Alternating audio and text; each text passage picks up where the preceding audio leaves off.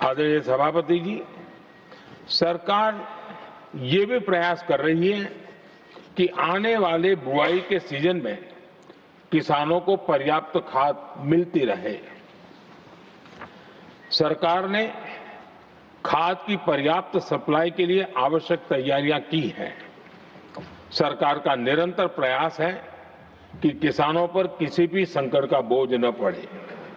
मैं देश के किसानों को फिर आश्वस्त करूंगा कि सरकार हर चुनौती के समाधान के लिए उनके साथ खड़ी है।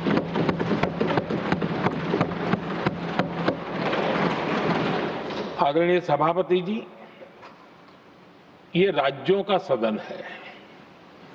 आने वाले समय में ये संकट हमारे देश की बड़ी परीक्षा लेने वाला है और इस परीक्षा में सफलता के लिए राज्यों का सहयोग बहुत आवश्यक है। इसलिए इस सदन के माध्यम से मैं देश के सभी राज्यों की सरकारों से भी कुछ आग्रह करना चाहता हूं। संकट के समय गरीबों पर, श्रमिकों पर, प्रवासी साथियों पर बहुत बुरा असर पड़ता है। इसलिए पीएम गरीब कल्याण अन्न योजना का लाभ समय पर मिलता रहे, ये सुनिश्चित करना होगा। जहां प्रवासी श्रमिक साथी काम करते हैं, उनकी परेशानियों को दूर करने के लिए प्रोएक्टिव कदम उठाए जाएं। ऐसी स्थितियों पर नजर रखने के लिए राज्य सरकारें विशेष व्यवस्थाएं करें तो इससे काफी सुविधा होगी। राज्य सरकारों को एक और चुनौती पर भी बहुत अधिक ध्यान देना होगा। ऐसे समय में कालाबाजारी करने वाले, जमाखोरी करने वाले बहुत एक्टिव हो जाते हैं। जहां से भी ऐसी शिकायतें आती हैं, वहां त्वरित कार्रवाई होनी चाहिए। जरूरी चीजों की सप्लाई निर्बाध चलती रहे, ये सुनिश्चित करना हर राज्य की प्राथमिकता होनी चाहिए।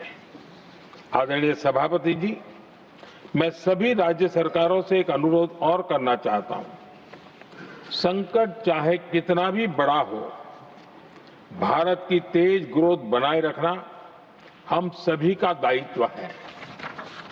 हमें इसके लिए हर जरूरी कदम, हर जरूरी रिफॉर्म्स तेजी से करते रहने होंगे। ये राज्य सरकारों के पास बहुत बड़ा अवसर भी है। ये टीम इंडिया की भी बहुत बड़ी परीक्षा है। कोरोना के महासंकट में केंद्र और राज्यों ने टीम इंडिया बनकर कोविड मैनेजमेंट का एक बेहतरीन मॉडल सामने रखा था।